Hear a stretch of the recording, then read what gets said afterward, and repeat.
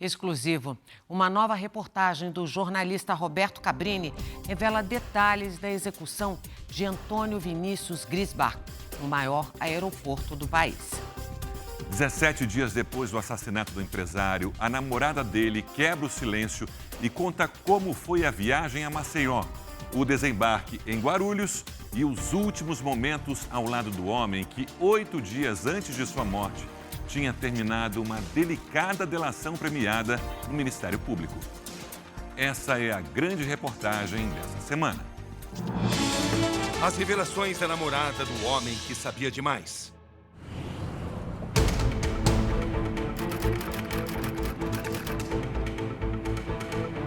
Um encontro em um lugar discreto de São Paulo.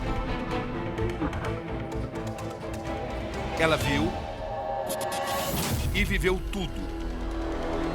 E está prestes a contar sua história. Como é que você define o que aconteceu com seu namorado? Um verdadeiro filme de terror.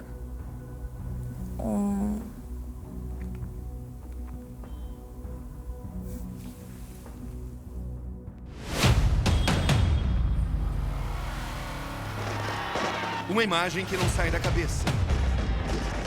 E que parou o Brasil. A todo instante isso vem à cabeça.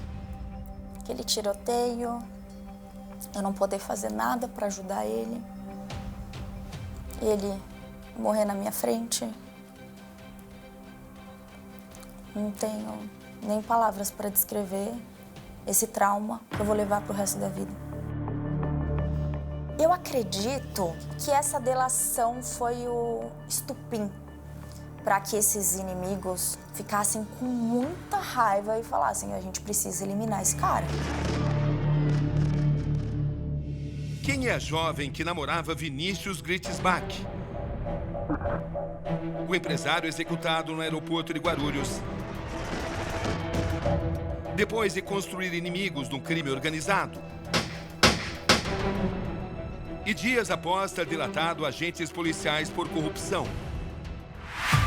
E de assumir ter lavado dinheiro para o PCC. Seu nome completo? Maria Helena Paiva Antunes, Sua idade? 29 anos. Qual sua profissão?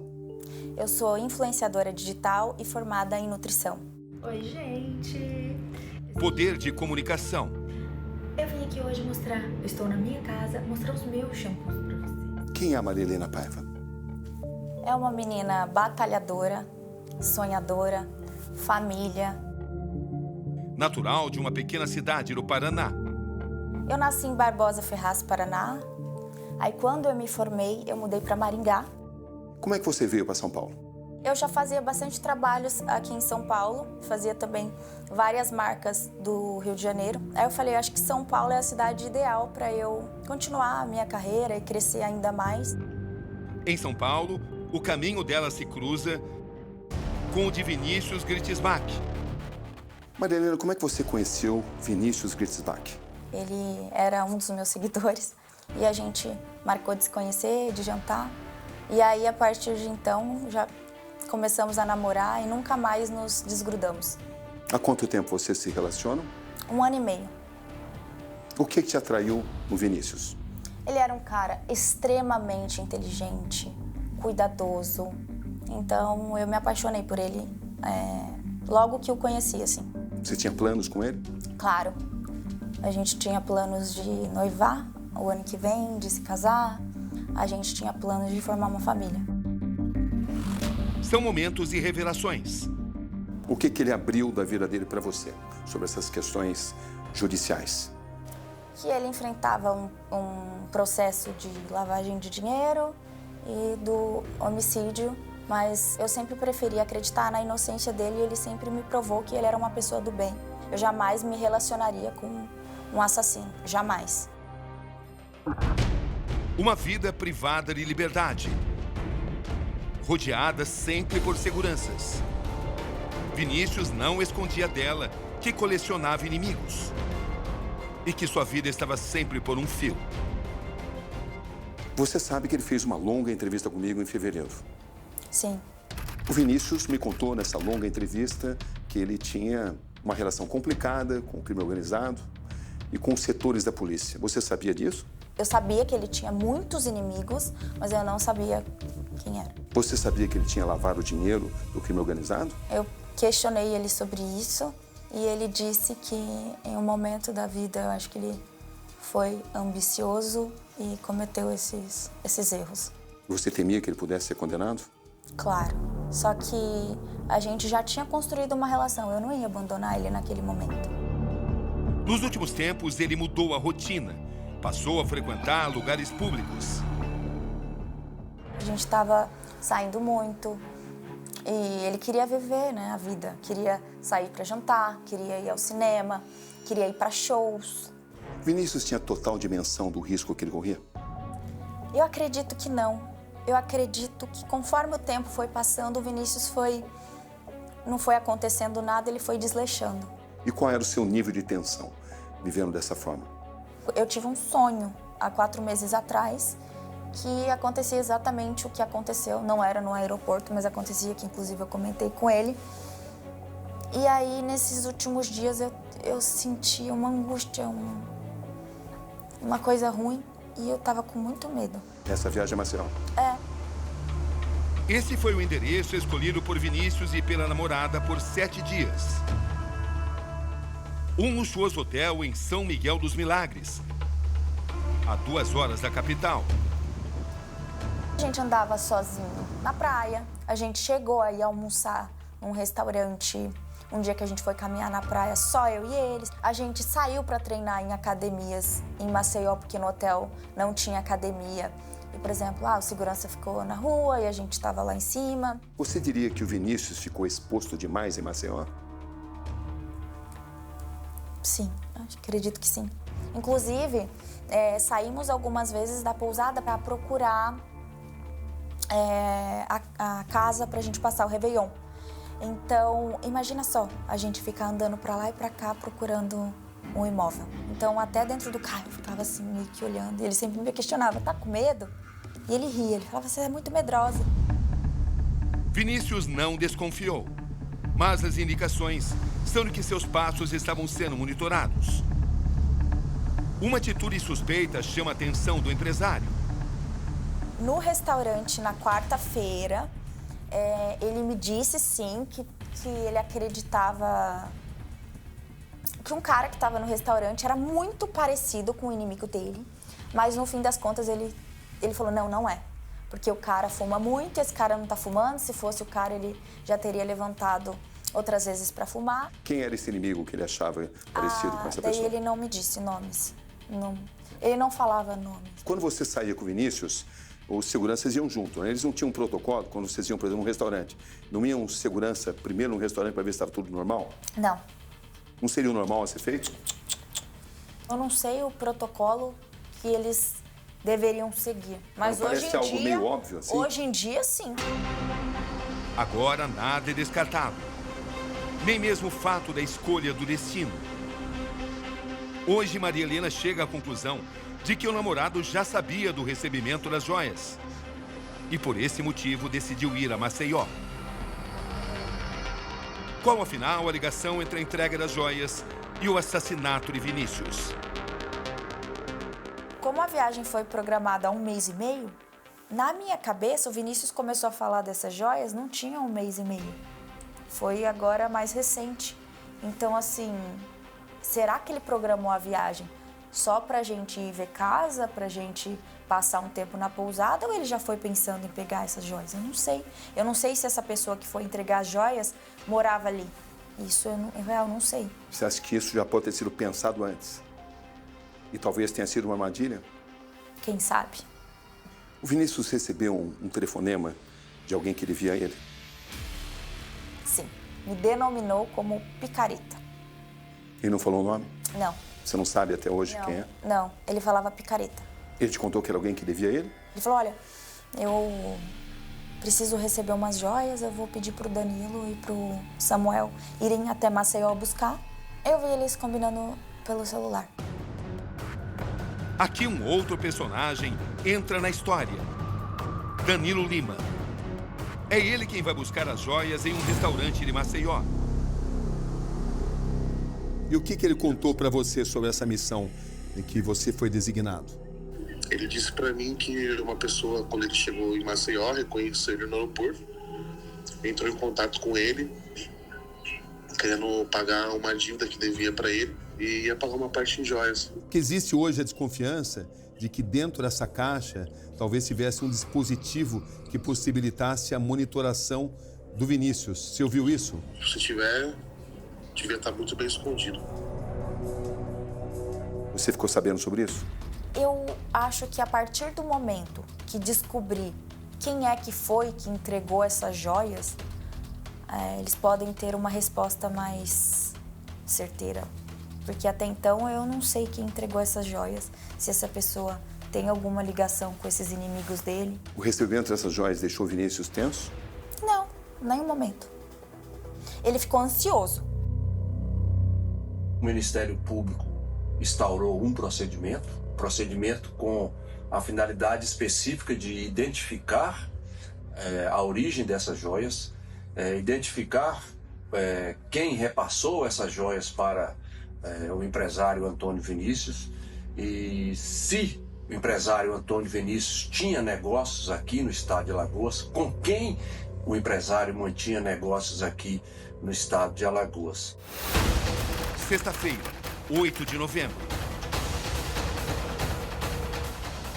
É hora de contar os detalhes. O que você sabia sobre os procedimentos da volta de vocês, da volta do Vinícius? Eu sabia que, como sempre, né, pegaríamos o voo. A partir do momento que chegasse em São Paulo, estaria o carro que o Vinícius andava e a viatura. 2 carros? 2 carros, sim. Com quantas seguranças? 4 no carro e no outro só eu, ele, talvez o filho que tivesse ido buscar com o sobrinho. Como é que foi o voo de volta? Como é que ele estava? Tranquilo. Dormiu praticamente o voo inteiro. Quando ele acordou, foi para comer um snackzinho. Descemos do voo, normal. Aí, chegou as malas. Eu achei estranho, porque o Vinícius, todas as vezes que saíamos juntos, assim, por exemplo, do aeroporto, ele pegava na minha mão. E nesse dia, ele não pegou. Algo me falou assim, reclama quando chegar no carro. Tudo é registrado. Eu toda distraída no celular, de repente eu começo a ouvir os disparos. No fundo do meu coração eu senti que era ele, que eles queriam. O Vinícius tentou correr, né? Ele até tropeça na própria perna. Só que eu sabia que era impossível. Impossível ele sobreviver no tiro. E aí eu corro junto com as pessoas, depois eu volto. Quando eu volto, ele já estava morto.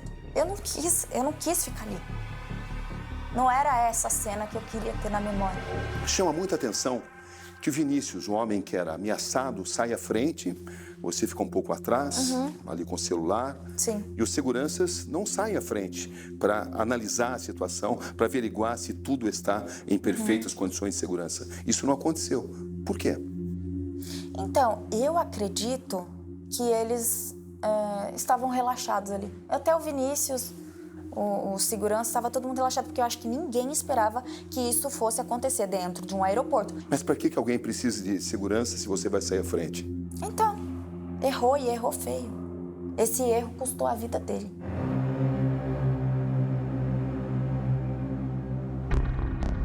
Até que ponto esses homens estavam preparados?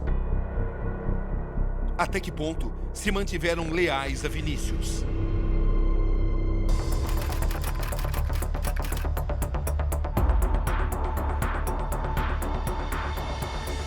Em que momento você ficou sabendo que um dos carros havia quebrado? Ainda dentro do avião, quando pousamos. Ele não desconfiou disso? Não. Madalena, o que chama atenção é que estamos falando de alguém que corria um risco importante. Alguém que tinha uma estrutura de segurança. Homens que estavam à espera dele, homens que viajavam com ele. Nenhum segurança, em nenhum momento, chega a tentar enfrentar quem o atacou. Isso também chama a sua atenção? Chama, mas eu acho que eles precisariam ter um preparo maior para enfrentar isso. Porque eu acho que ele ali, ele temeu pela vida dele. Eu acho que ele pensou, ou eu tento proteger o Vinícius e morro, eu não sei o que passou na cabeça dele. É o que você observa juntando todas as peças? Porque o Danilo não estava, que eu saiba, o Danilo, como ele é motorista, ele não estava armado.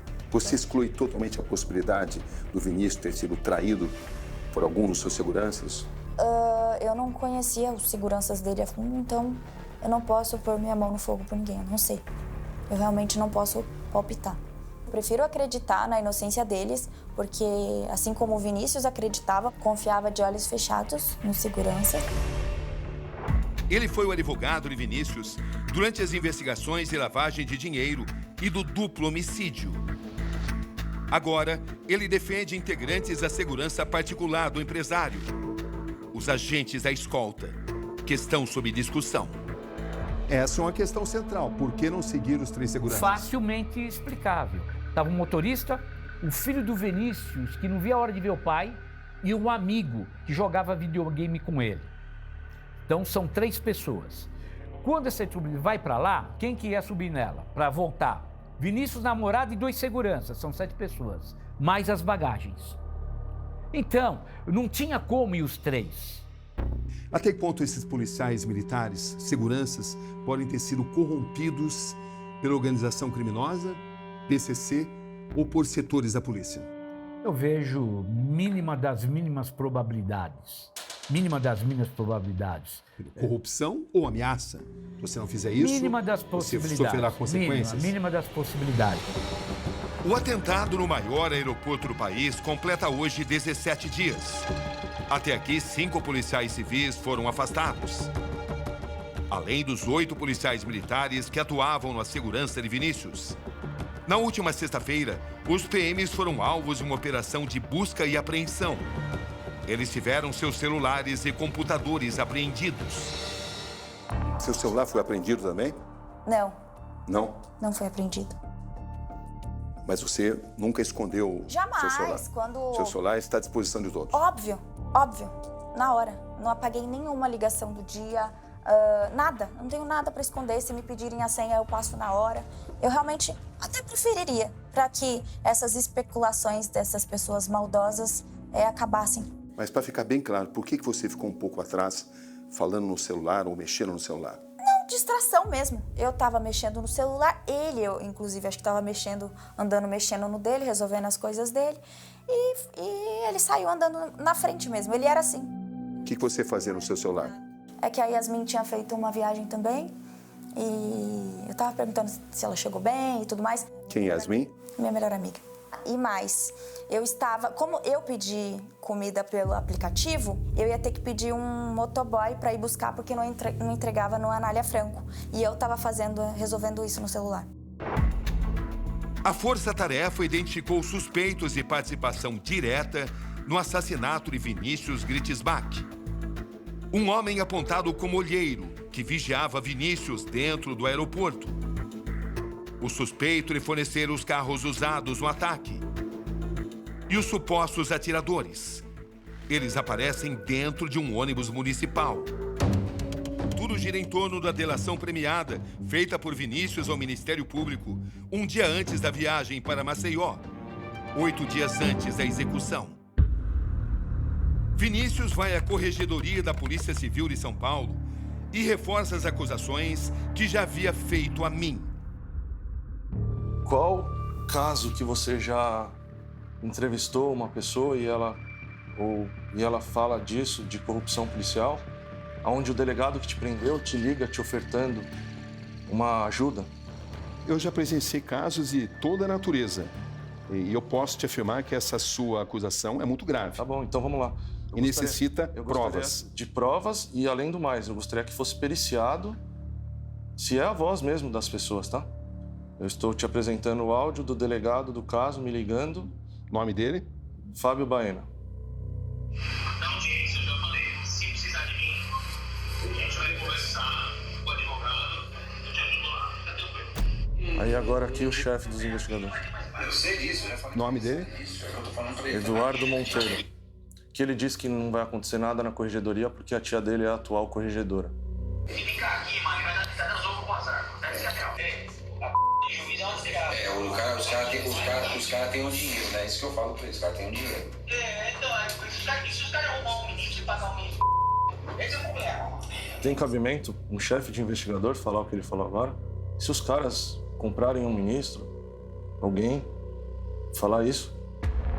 Você sabia que ele temia determinados setores da polícia? Ele tinha comentado já que a polícia... que ele não concordava com determinadas ações da polícia. Ele falava contigo sobre nomes que ele tinha estado denunciando? Não, nem o nome, eu não sei o nome de ninguém mesmo. Tivemos acesso ao documento. O empresário acusa Danilo, conhecido como Tripa, e Rafael Maeda, conhecido como Japa, de serem os responsáveis do sequestro dele quando foi levado ao Tribunal do Crime do PCC. Vinícius afirma que Japa e Tripa teriam pago cada um 5 milhões de reais para não serem presos. O dinheiro teria sido pago para os policiais Fábio Baena Martim e Eduardo Lopes Monteiro, delegado e chefe dos investigadores. No mesmo depoimento, ele conta que tinha uma coleção de 20 relógios de luxo. Quando foi preso, os objetos foram levados, mas 7 não foram devolvidos. Depois viu o policial Rogério Felício usando os mesmos relógios em fotos publicadas em suas redes sociais. O empresário encerra a declaração acusando Eduardo Monteiro e Fábio Baena de pedirem 40 milhões de reais para tirarem Vinícius do inquérito de duplo homicídio. Como é que você prova a corrupção? Da mesma forma que se eu cometi algum crime, eu quero ser julgado, processado, eu também quero que se eles cometeram algum crime, que eles venham a pagar por isso. Por que a polícia não investiga a evolução patrimonial deles? Como que um policial pode ter helicóptero? Como que ele vai trabalhar de carro blindado? Como que ele faz viagens? Por que a polícia não investiga? É o sistema? Se eu soubesse dessa delação, eu seria a primeira pessoa a falar: não vamos viajar. Não é o momento de viajar. Não é o momento de tirar férias agora. Você não sabia que tinha acontecido uma delação? Não. A polícia investiga os agentes denunciados por Vinícius e a evolução patrimonial deles. O investigador Eduardo Lopes Monteiro ganha quase 12 mil reais. Até 2022, ele era um dos donos dessa loja de carros de luxo em Bragança Paulista. No mesmo período, ele apareceu como sócio de uma construtora. Hoje, apenas a sua companheira se mantém nos 2 negócios. Com o salário próximo a 8 mil reais, Rogério de Almeida Felício é sócio de uma clínica de estética, de uma empresa de segurança privada e de uma construtora que ergueu 37 casas em 5 condomínios no litoral de São Paulo. Já Fábio Baena tem o maior salário, R$ 27.300. Ele é sócio de uma única empresa de monitoramento. São absolutamente caluniosas e falaciosas as acusações feitas contra o Dr. Baena e contra o investigador Eduardo. Saliente-se que todos esses fatos já foram alvo de apuração perante a Corregedoria da Polícia Civil. Todas as pessoas mencionadas foram ouvidas, negando qualquer tipo de ato ilícito, qualquer tipo de irregularidade ou arbitrariedade praticada por ambos. E nada obstante, meus clientes terem sido ouvidos recentemente porque estão à disposição da Corregedoria e da Justiça, o que se aguarda, o que a defesa espera é que novamente esse feito seja arquivado. Procurado, o investigador Rogério Almeida não se manifestou até o fechamento da reportagem. Maria Helena assiste às suas reações ao ver o namorado assassinado. Diz que vem sendo alvo de ataques. Que tipo de comentário você tem lido que tem te incomodado? Tem gente falando que eu deveria ter morrido junto, ou que eu vou morrer, que eu fui, talvez que a minha reação diante do fato tenha sido fria. Por que algumas pessoas ficaram com a impressão que você foi fria? Porque eles dizem que eu não fiquei ali junto ao corpo. Cabrina, eu não tenho psicológico, eu não teria psicológico, não teria. Eu fiquei desesperada, eu não sabia Eu não sabia o que fazer, eu fiquei igual uma barata tonta, acho que dá pra ver nos vídeos. Eu não sabia o que fazer. Então, inclusive a minha melhor amiga, que eu tava conversando no WhatsApp, foi a primeira pessoa que eu ligo. Aquela ligação que aparece nas filmagens foi pra ela. E ela fala que eu não falava, eu só gritava. Eu não conseguia falar. De tudo que você tem ouvido, o que mais tem te incomodado? Muitas pessoas acham que é por algum interesse financeiro, mas veja bem, será que eu abriria mão de toda a minha liberdade, de toda a vida que eu tinha, por alguém que eu não amasse? Há 4 meses, Maria Helena diz ter sonhado com a cena que terminou na morte do namorado Vinícius Gritzbach. Um sonho que virou pesadelo. Qual a imagem que te persegue nesse momento? Acho que aquele momento que eu corro de volta. Acho que no fundo a gente quer acreditar que talvez ele pudesse ser salvo, que ele pudesse estar vivo. Tem hora que a gente pensa que não vai passar, tem hora que dá um fundo de esperança e que a gente pensa que a gente precisa ser forte, principalmente por ele. Eu espero muito que a justiça seja feita.